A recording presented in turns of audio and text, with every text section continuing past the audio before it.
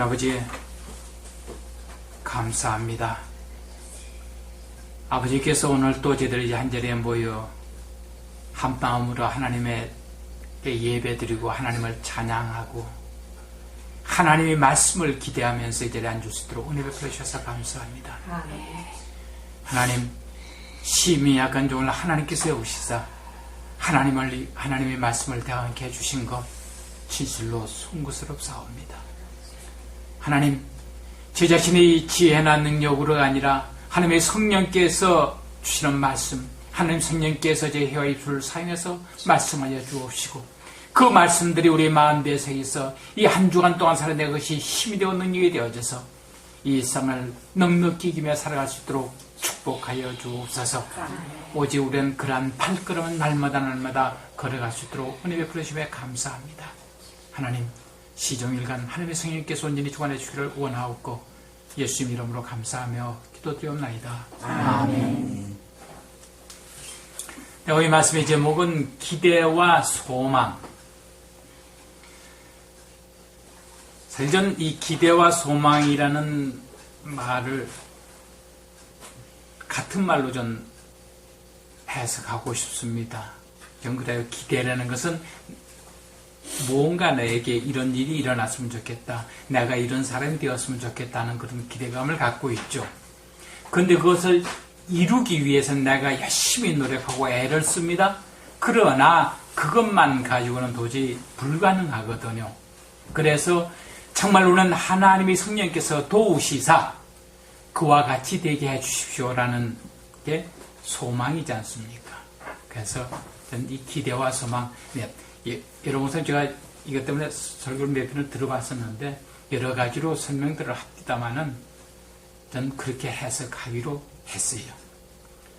기대는 내가 원하는 바가 기대되는데 내가 원하는 바를 내 힘과 능력과 수가 방법은 이룰 수 없기에 하나님의 성령님의 도우심을 바라서 그것이 이루어지기를 바란다. 그래서 이 기대와 소망이라는 말로 오늘 20절에 있는 나의 간절한 기대와 소망이라는 그 말에서 나왔습니다. 먼저 19절에서요. 이 구원이라는 사도 바울이 정확하게 자기가 어떤 구원을 바라는지에 대해서도 여러 가지 많은 말들을 하고 있습니다. 제 자신도 사실 바울이 어떤 구원을 말하는 걸까 정확하게는 제가 알 수가 없었어요. 왜냐하면 구원이라는 것이 언뜻 하면 우리 영혼 구원, 우리가 이 땅에서 지옥 가야 될 우리 영혼이 구원받아 천국 가는 것, 그것이 우리가 궁극적인 구원입니다. 그러나 예수님께서도 말씀하시듯이 따라 네 믿음이 너를 구원하였느니라 했을 때 그때 그 구원은 그 여인이 네 영혼이 구원받아 천국 올라갔다는 얘기가 아니고 네 질병에서 노연함을 했을 때 네 믿음이 너를 구원하였느니라 그랬거든요. 그러니까 예수께서 사용하신 그 구원이라는 용어에서도 사실 천국 가는 것도 있지만은 병에서 노예함 받는 것, 가난해서 우리가 좀 더 여유로운 삶을 살게 되는 것, 여러 가지 어렵고 힘든 상황에서 벗어나는 것, 이 모든 것이 다 구원에 포함이 되어 있는데 사도 바울이 이 19절에 섰을 때 이것이 너희 간과 예수 그리스도의 성령의 도우심으로 내 구원에 이르게 할 줄을 아는 거로 했을 때 이 구원에, 내 구원에 이르게 할 줄 안다는 말을 정말 어떤 없을까? 첫째 생각나는 것은 뭐냐면은 지금 이제 감옥에 있잖아요. 거기서 석방되는 구원을 얘기했을 수도 있겠다. 근데 또한 그렇습니다. 저 사도 바울은요, 내가 복음을 잘 전하다가 다른 사람 다 구원받고 천국 가게 해놓고 내가 구원받지 못할 수도 있으니까 조심한다고 하는 말도 했습니다. 그러니까 제가 지금 감옥에 있으면서 정말 그 어렵고 힘든 그런 상황을 지나가면서 이 믿음이 약해져 가지고 혹시 여기서 내가 실족되지 않을까, 그래서 정말 바로 이것이라는 것은 그 바로 앞절에 우리가 18절 지난주에 말씀드린 대로 내가 기뻐하노라 그리고 기뻐하리라 하는 말씀, 그 영어에서 Yes, I will continue to rejoice라고 했습니다. 내가 계속해서 기뻐할 거다. 그것 때문에, 그리고 또한 그것뿐이 아니고 정말 이 빌립보 교회의 모든 성도들이 기도하는 것, 그 간구하는 것, 그리고 그 기도에서 하나님의 성령께서 도와주심으로 내가 그런 믿음에서 약하여지지 아니하고 영원한 구원에 이를 줄 아는 거로 라고 쓸 수도 있다 이겁니다. 근데 그 NIV 성경, 영어 성경에는 이 구원을 딜리버런스, 살베이션이라고 쓰지 않고 딜리버런스라고 번역이 되어 있더라고요. 그래서 아마 이 감옥에서 나오는 것을 중점을 둬서 이렇게 번역이 됐겠구나 하는 걸 했습니다. 근데 사실 보면은요, 사도 바울이 사실은 이 로마 감옥에서 이때 벌써 이 빌립보 이 서를 쓸 때만 해도 2년이 거의 차서 그때 네로 황제 시절입니다. 결국 이 바울은, 사도 바울은 네로 황제에 의해서 사형 선고를 받고 거기서 순교했던 겁니다. 근데 그 사이에 잠깐 놓여놨었는지 안 났는지 정확한 그런 자료들은 없어요. 그러나 이 모든 성경들 다 나중 디모데 후서를 보면은 정말 그 감옥에 있으면서 디모데서 쓰면서 내가 정말 부름을 받을 날이 얼마 남지 않았다고 얘기를 했습니다. 그래서 정말 이 구원에 이르게 할 줄을 안다는 그것이 혹시 이루어지지 않았던 것이 아닌가. 그렇다면은 괜히 성경을 좀 더 자꾸 따져보다가 보니까 이런 생각이 들어가는 거예요. 그냥 이 말씀을 좀 깊이 안 들어가고 그냥 할 때는 그래 하면서 지나갔을 텐데 이 말씀을 깊이 이렇게 하다 보니까 이것도 같고 저것도 같고. 근데 둘 다 틀리는 건 아니고. 그러나 사도 바울이 정말 이때 내 구원에 이르게 할 줄을 아는 고로를 정말 어떤 생각 가지고 썼을까? 정확한 답변은 저도 둘 중에 하나 어느 거라고 단정 짓지를 않고 지나가기도 했습니다. 그러니까 우리 성경 읽으면서 이런 때는요, 그냥 지나가도 괜찮아요. 둘 다 틀리는 건 아니니까. 그러나 NIV 성경을 봤을 때 딜리버런스라고 번역돼서는 그 성경 번역하시는 분들이 굉장히 기도하면서 신중하게 번역하잖아요. 단어 하나하나 쓰는 것마저도. 그러니까 아마 이것은 이 감옥에서 석방되어지는 것에 중점을 두지 않았었을까 하는 생각을 갖고 지나갑니다. 그러면 이 사도 바울이 갖고 있는 그 기대와 소망은 무엇이었던가? 우리 20절 말씀 같이 한번 읽어보실까요? 나의 간절한 기대와 소망을 따라 아무 일에든지 부끄럽지 아니하고, 아무 일에든지 부끄럽지 아니하고, 한 점 부끄러움 없는 삶을 살기를 원한다는 시가 있었죠.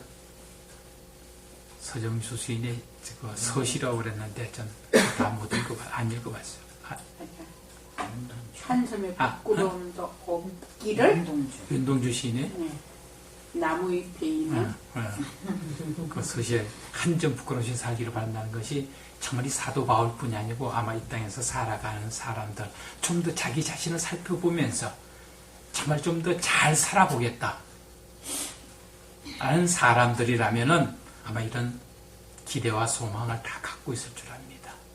그래서 지금 여기서요, 사도 바울은 지금 이제 만약에 내가 내 구원에 이를 줄 안다고 그랬는데 내가 지금 이제 감옥에 있으나 석방이 돼서 나가나 정말 내가 하나님 앞에서 사람 앞에서 한 점 부끄러움 없이 아무 일에든지 부끄러움 없는 삶을 살기를 원한다는 얘기예요. 그런데요, 이 오늘 이 설교 준비를 하면서 기대라는 걸 가지고 하면서 저런 얘기를 하나 읽었어요. 자기의 삶에 대해서 기대가 없으면은 자기 삶이 별 가치 없는 삶이 되어지고 말거든요. 그래서 이 기대라는 것 때문에 그 미국 워싱턴에서 이런 워싱턴 포스트지하고 그 바이올리니스트 조수아 벨하고 해서 하나의 테스트를 했답니다. 조수아 벨이라는 사람은 굉장한 미국에서 유명한 바이올리니스트래요. 바이올린 연주자래요. 그가 가진 바이올린은 우리나라 돈으로 40억이 넘는 바이올린이래요. 그리고 그 사람이 연주회 하는데 그 티켓 한 장에 뭐 기십만 원씩 하는 모양이에요. 그게 굉장히 유명한 그 바이올린 연주자인데 하루는 워싱턴 거기 제일 번잡한 지하철역에서 조수아 벨이 어떤 그 길에서 연주하는 사람들 있죠. 그런 사람들 모습으로 청바지 입고 모자 푹 눌러 쓰고 그냥 전바 하나 걸치고 거기서 바이올린 연주를 하는데 앞에 깡통 하나 갖다 놓고 연주를 했대요. 그러면서 사람들이 참 많이 듣는 그런 곡을 택하니라 정말 그 굉장히 그 고급스러운 그런 클래식을 연주를 했답니다. 그것도 출근 시간에. 어땠을 것 같아요? 출근 시간에? 미국에서 굉장히 유명한 바이올린 연주자가 거기서 연주를 하는데 그것도 굉장히 고상한 음악으로 지나간 사람들의 반응이 어땠을 것 같습니까? 지나간 사람들이 어떤 반응을 보이는가를 보기 위해서 그렇게 몰래 카메라까지 설치해 놓고 했는데 그 출근 시간 그 수천 명의 사람이 지나가는데 딱 7사람만 그 사람의 연주에 귀를 기울이더랍니다. 그 사람 연주 한번 듣기 위해서 몇십만 원씩 티켓 사가지고 가는 그런 사람의 연주를 그냥 그 잠깐만 멈춰서서 감상을 했으면은 몇십만 원 그냥 버는 건데 그냥 거들떠 보이도 않고 그냥 다 지나가고 딱 7사람만 그래서 귀를 기울이고 듣더라고요. 그리고 그날 그 깡통에 들어있는 돈은 보니까 32달러였답니다. 티켓 한 장 값도 안 되는 거죠. 그러면서 그것은 벌써 그렇게 썼대요. 그 사람이 누군지 알았더라면은 그 역에 그 혼잡해서 아마 경찰이 동원됐었을 텐데 사람들이 아무런 그렇게 되라 전혀 기대하지 않았었기 때문에 그냥 그 값비싼 기회를 다들 놓쳐버렸다고. 사실은 아무리 유명한데도 나 같은 사람도 그냥 지나갔을 거예요. 왜냐면 난 그렇게 그 음악 연주 같은 그렇게 기대하는 그런 게 없으니까. 바로 이렇게 기대하지 않으면은 내가 뭔가 되기를 기대하지 않으면은 아무리 좋은 기회가 와도 그냥 놓쳐버리고 만다 이겁니다. 하나님께서 정말 그 변장한 모습 가지고 예수님 분명히 그랬습니다. 예수님 우리한테 올 때 어떻게 온다고요? 병든 사람 모습으로, 가난한 사람 모습으로. 내 앞에 다닐 때 그냥 스쳐 지나가 버릴 수 있다 이겁니다. 우리가 기대하지 않으면. 그러니까 우리가 이렇게 예배를 와서도요, 이 예배에 와서 하나님께서 내게 어떤 은혜를 베풀어 주실는지 그거 기대하지 않고 참 주일날이니까 내가 예수 믿는다고 말하면서 오늘 뭐 그러겠어요. 주일날이니까 그러겠어요. 일요일이니까 예배 드리는 날이니까 그래도 주일이니까라는 생각 가지고 하면은 교회 와서 예배 드리면서 하나님께서 내게 어떤 은혜를 베풀어 주실까라는 기대를 갖고 나올 거예요. 그렇지 않고 그냥 내가 예배 참석 안 하면은 나들은 믿음 없는 사람이라고 그러겠지. 그러니까 다른 사람 눈치 보이니까 참석한다는 식으로 참석해서는 하나님의 은혜를 제대로 받을 수가 없을 거예요. 난 멀리서 와서 한 번도 그냥 간 적 없고. 네. 그러니까 그런 기대를 갖고 온다는 거. 그게 얼마나 큰 복인지 모르죠. 그러니까 지금 이제 이 사도 바울도요, 아무 일에든지 부끄러움 없이, 우리가 이 예배 한번 참석하는데도 내 자신을 바라볼 때 부끄러움 없이 이 예배에 참석했다. 먼저 내 자신을 살펴볼 때 내 자신이 부끄러우면은 다른 사람들은 몰라도요, 내 자신은 압니다. 하나님은 아십니다. 그 다음에 이것이 쌓여서 다른 사람에게 나타나요. 우리 속에 가득한 것이 우리 밖으로 나오니까. 그러니까 우리 평소에 한순간순간마다 정말 내가 아무 일이든지 직장에 가서 일할 때든지 집에 와서 혼자 있을 때든지 언제든지 부끄러움 없이 이러한 삶을 살기를 사도 바울은 기대하고, 그것이 또한 자기의 노력만 가지고는 안 된다는 사실을 그는 알고 있습니다. 내가 아무리 애를 써도 우리는 실수하거든요. 오늘 주보 사면 한번 보세요. 죄는 실수가 아니다. 지금 이제 제가 하는 이 실수라는 말하고 약간 이 혼돈되어질 겁니다.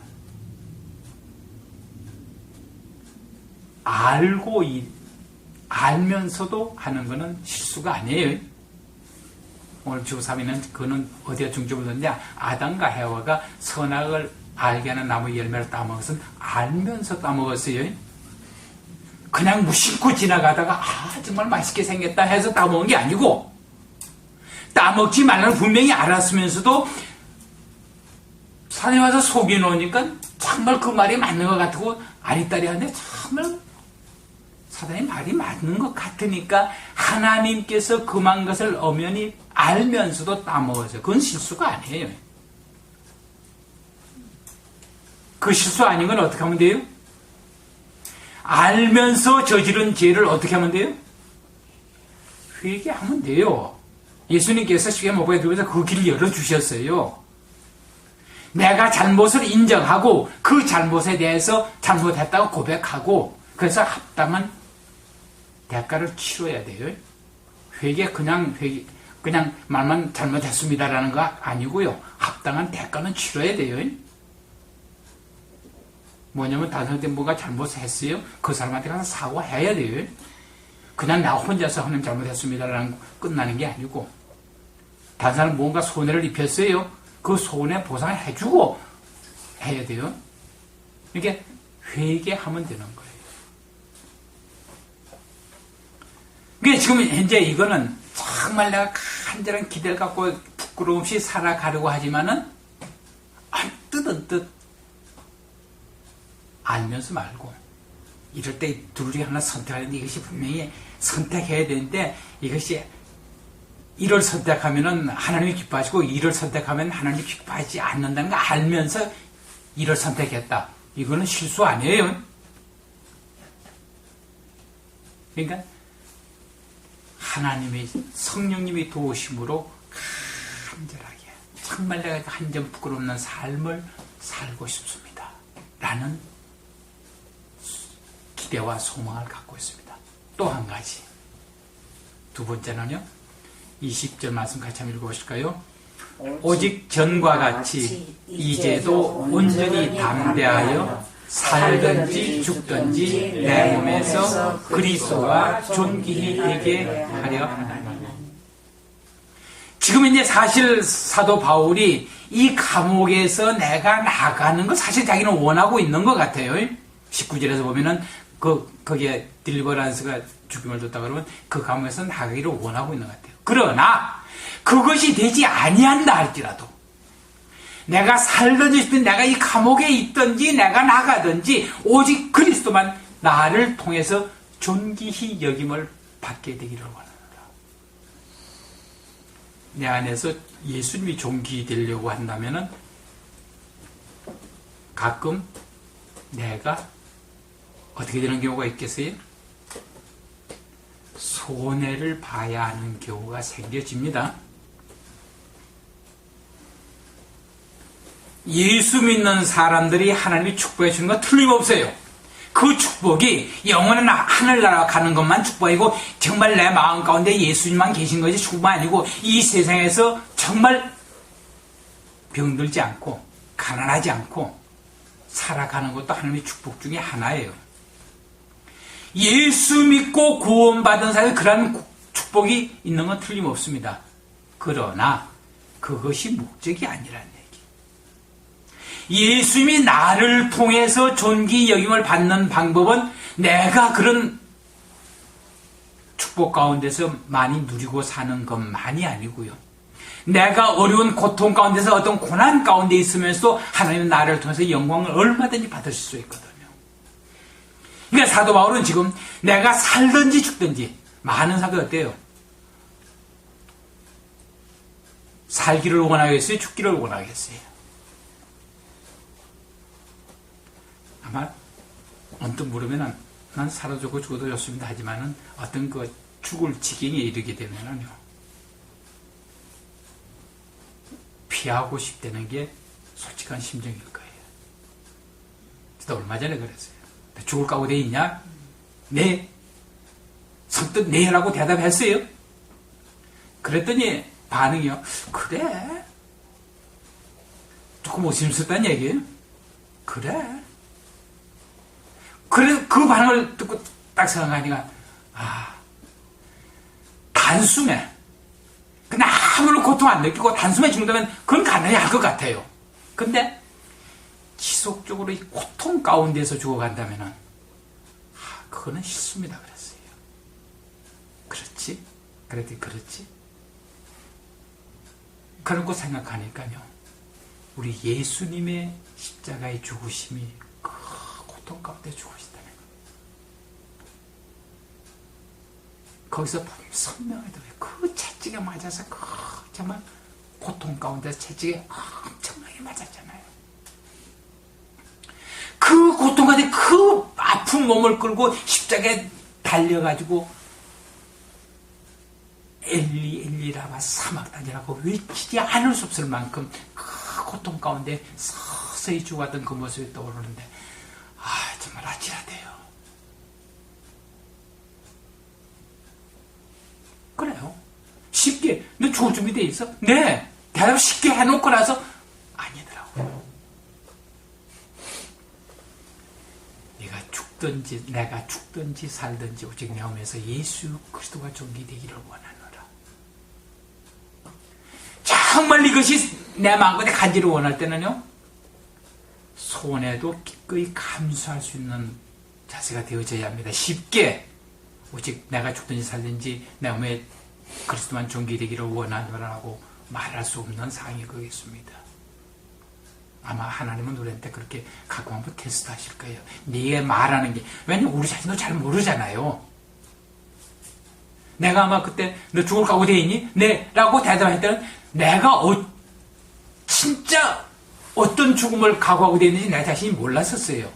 그래 라고 하는 반응을 보이시니까 그렇게 이렇게 고통스러운 거라면 피하고 싶습니다. 솔직하게 그렇게 말하지 않을 수 없더라고요. 그러니까 정말 내 몸에서 죽든지 살든지 예수의 존귀되기를 원한다면 내가 이 땅에 살아가면서 기꺼이 자존심 상할 각오도 되어 있어야 됩니다. 기꺼이 손해볼 각오도 되어 있어야 됩니다. 그런데요, 그곳에서 내가 손해봤을 때 기대하셔도 됩니다. 어떤 찬스가 들는지 모르지만 하나님께서 그 손해본 것은 맷값을 갚아주십니다. 내 자존심 상해, 상해도 괜찮아요. 언젠가는 하나님께서 그걸로 인해서 내 자존심을 다시 세워주실 거니까요. 그러니까 지금 한번 이 순간에 내가 그거 지키려고 아등바등할 거 없어요. 바로 사도 바울이 내가 지금 나가도 괜찮고 여기서 죽어도 괜찮아. 이 일을 통해서 예수 그리스도만 존귀 되어진다면 난 더 이상 할 게 없어. 왜요? 21절 말씀 같이 한번 읽어보실까요? 이는 내게 사는 것이 그리스도니 죽는 것도 유익함이니라. 진실로 사도 바울은 자기가 이 감옥에서 나가서 자유롭게 복음을 전하는 것이 자기 마음가운데 소원이라 할지라도, 그것을 기대했다 할지라도, 오직 자기를 통해서 예수 그리스도만 존귀하게 되어진다면 난 이 감옥에서 죽어도 괜찮아요. 왜냐하면 지금 이제 내 안에 사는 것은 예수 그리스도 사는 것이다. 내가 사는 것이 아니라 내 안에 그리스도께서 사는 것이다. 내 안에 그리스도께서 사시는 거라면 내 자존심 상한다고 그것이 속상할 거예요? 잠깐 속상할 수는 있죠. 그러나 내가 자존심 상해서 그리스도만 높아질 수 있다면, 내가 손해봐가지고 예수님만 높여질 수 있다면 상관없다 이겁니다. 우리가 이러한 마음의 자세로 살아갈 때 하나님께서는 우리를 통해서 하나님께서 하시고자 하는 그 일을 이루어내실 수가 있습니다. 하나님이 절대로 우리 늘 말씀합니다. 멱살 끊고 너 이거 안 하면 내가 안 돼. 너 좀 넣어. 이렇게 하지 않는다고요. 언제나 자발적으로 자원해서 순종하는 자에게 하나님께서는 그와 함께 하나님의 그 뜻을 이루어 나가십니다. 그 영광을 나타내십니다. 우리 모두가 정말 철저하게 하나님께 온전히 순종하는 우리 모두가 되어지기를 주님 이름으로 축원합니다. 기도하겠습니다. 하나님 아버지 감사합니다. 진실로 우리가 우리 자신을 다시 한번 되돌아보게 하옵소서. 정말 내 안에 사는 것은 내가 아닌 예수께서 사시면서 정말 내가 살든지 죽든지 오직 예수 그리스도만이 영광을 받으시고 정말 아버지 앞에 나아갔을 때 아무리 부끄러움없는 삶을 살았다고 칭찬받기를 원합니다. 우리가 그렇게 살아갈 수 있도록 하나님께서 은혜 베풀어 주옵시고 우리가 분별력 있게 아버지 하나님의 그 뜻을 분별해 나갈 수 있는 제들 되어지도록 은혜 베풀어 주옵소서.